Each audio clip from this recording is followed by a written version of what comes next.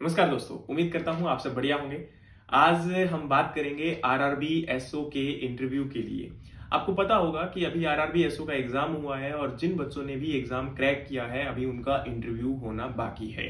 तो इंटरव्यू को लेकर बहुत सारे बच्चों के कॉल थे। अब पहली तो उनकी इंफॉर्मेशन की सर इंटरव्यू में हमें क्या पढ़ना चाहिए, दूसरा कि आप इंटरव्यू प्रोवाइड करवाओगे कि नहीं करवाओगे। तो इस सब के रिगार्डिंग जो डाउट है वो मैं आपको प्रोवाइड करवा देता हूं।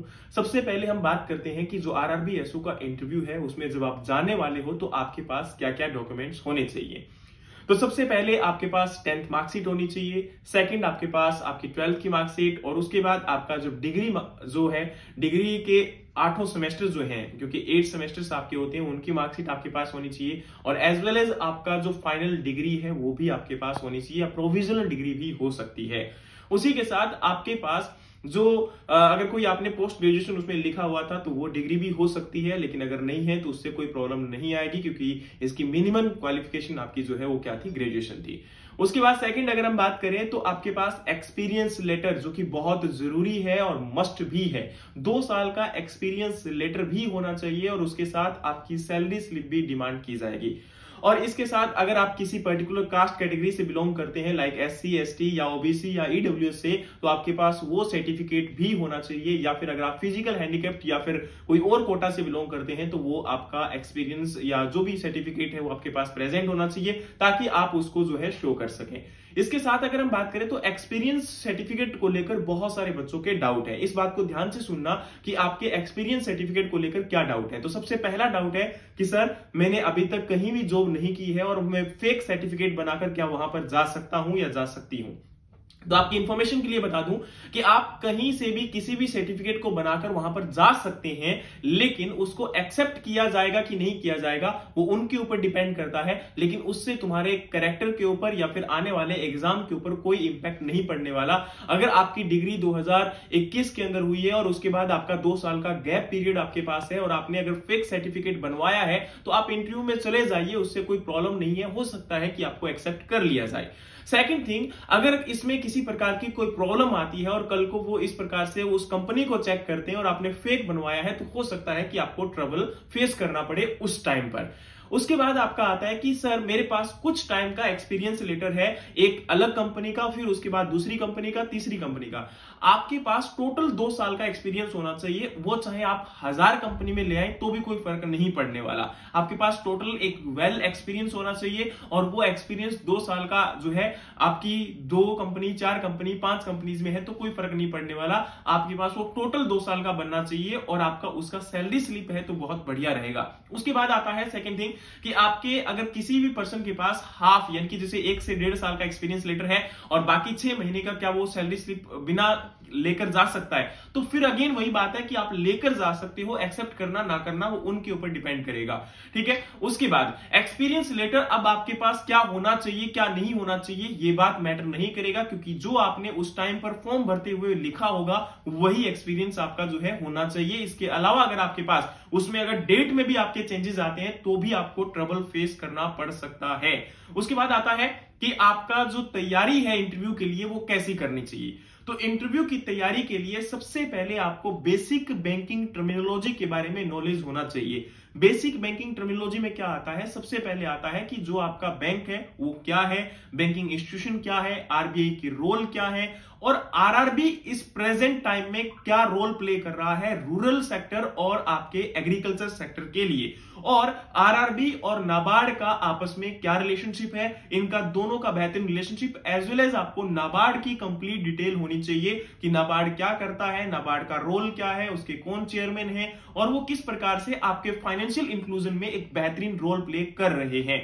उसके बाद में आता है आपका नाबार्ड के बाद सेकंड थिंग कि आरआरबी जो है, जैसे फॉर एग्जांपल बैंकिंग की टर्मिनोलॉजी की हम बात करते हैं तो बैंक क्या है। उसके बाद जो अभी प्रेजेंट टाइम में आरबीआई आपका बैंक रेट जो होता है, जैसे फॉर एग्जांपल बैंक रेट है या फिर रिवर्स रेपो रेट है या आपका रेपो रेट है, ये जो एक प्रकार से एमएसएफ मार्जिनल स्टैंडिंग फैसिलिटी है, तो ये जो प्रेजेंट टाइम में आपके डिफरेंट टाइप ऑफ रेट्स हैं इनको भी आपका याद होना चाहिए कि प्रेजेंट टाइम में क्या है, और लास्ट प्रीवियस जो आपके जो 4 मंथ थे उनके अंदर क्या था, तो वो भी आपसे पूछा जा सकता है।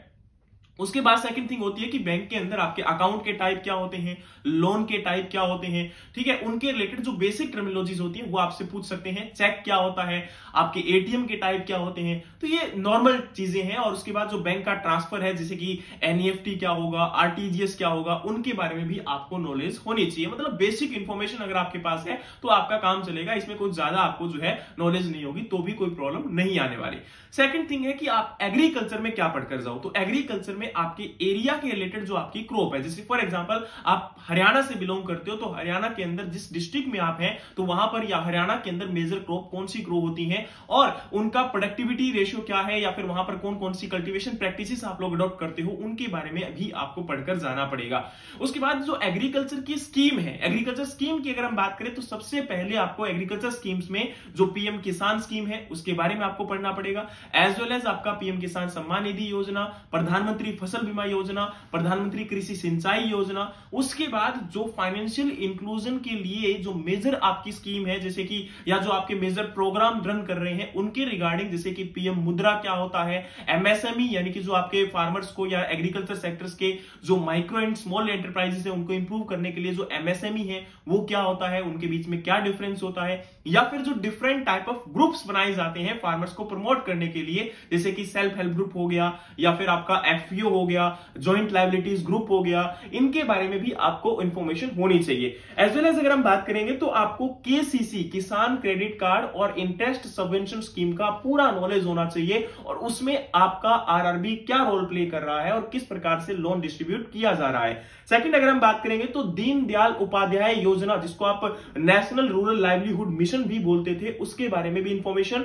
और एज वेल एज मनरेगा स्कीम जो है उसके बारे में भी आपको पता होना चाहिए। एज वेल एज अगर हम बात करेंगे तो आपका जो एसीएबीसी यानी कि जो आपका एग्री क्लिनिक और एग्री बिजनेस सेंटर है उसके बारे में भी इंफॉर्मेशन, और नेक्स्ट आपका सॉइल हेल्थ कार्ड, और नेक्स्ट में आपका है पीएम कुसुम जो कि आपकी एक इंपॉर्टेंट स्कीम है, और एग्रीकल्चर इंफ्रास्ट्रक्चर फंड स्कीम। तो ये आपकी कुछ इंपॉर्टेंट स्कीम्स है जिनके बारे में आपको नॉलेज होनी चाहिए स्पेसिफिकली एग्रीकल्चर के अंदर, जिनके बारे में पूछा जा सकता है। दूसरा ग्रीन रेवोल्यूशन, क्योंकि अभी प्रेजेंट टाइम में वो इसलिए इंपॉर्टेंट हो जाएगा क्योंकि रिसेंटली हमारे इंडियन जो ग्रीन रेवोल्यूशन के फादर हैं डॉक्टर एमएस स्वामीनाथन, उनका अभी रिसेंट निधन हुआ है कल ही, तो उनके बारे में पूछा जाना स्वाभाविक है, और उस टाइम पर क्या उन्होंने किया, कौन सी क्रॉप का इंपॉर्टेंट रोल रहा, और ये सब बातें भी आपसे पूछी जा सकती हैं।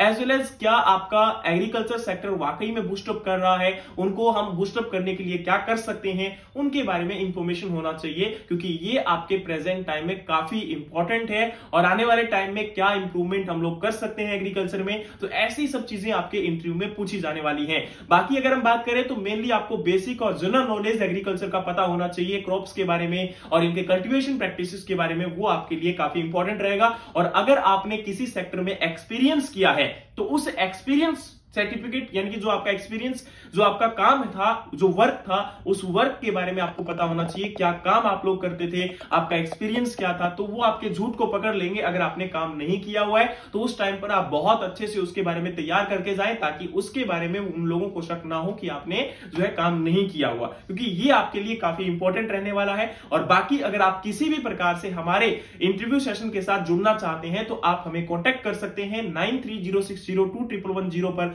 जहां हम आपके लिए मॉक इंटरव्यूज अवेलेबल करवाएंगे जो आपके लिए हेल्पफुल साबित होंगे आने वाले इंटरव्यूज के लिए। Thank you so much, have a great day. जय हिंद, जय Bharat, best wishes for your interview. Thank you so much.